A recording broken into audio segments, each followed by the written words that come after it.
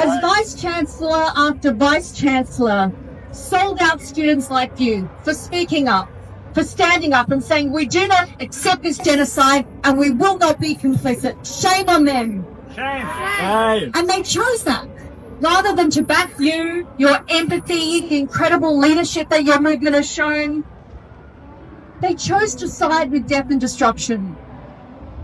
To side with companies like BAE Systems, like Lockheed Martin, Boeing. And the evidence is all there. We know that in August, when 93 men, women and children were slaughtered at a school in Gaza, that the remains of a Boeing-made bomb were discovered in the remnants of that absolute crime scene. That was the incident where the bodies were so horrifically torn apart, family members had to pick up their loved ones in pieces, in plastic bags. And there in the remains, a Boeing-made missile. But universities like Curtin, our very own Curtin, here in Western Australia, they've chosen to continue working with companies like that, rather than to stand with you. Shame.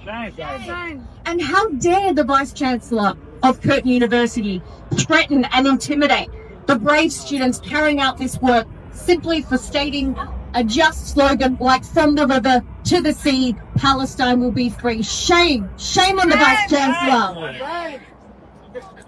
But thank God for you students.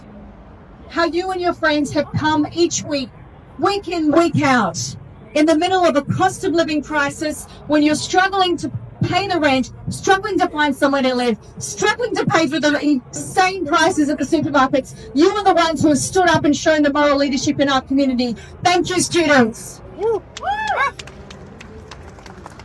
While our so-called leaders, the ones who all got university for free, the ones who own all the houses, all the investment properties, they turned their back. And it was you guys who provided the moral leadership that we needed.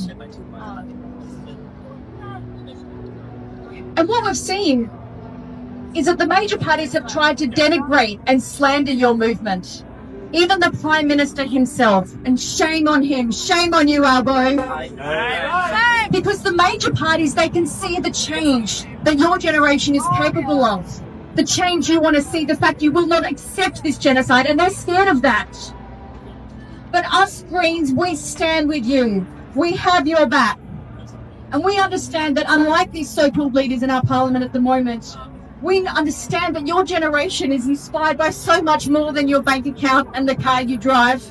And how for all of you, especially those of you here today, how being on the right side of history and against this genocide means everything to you. And how this genocide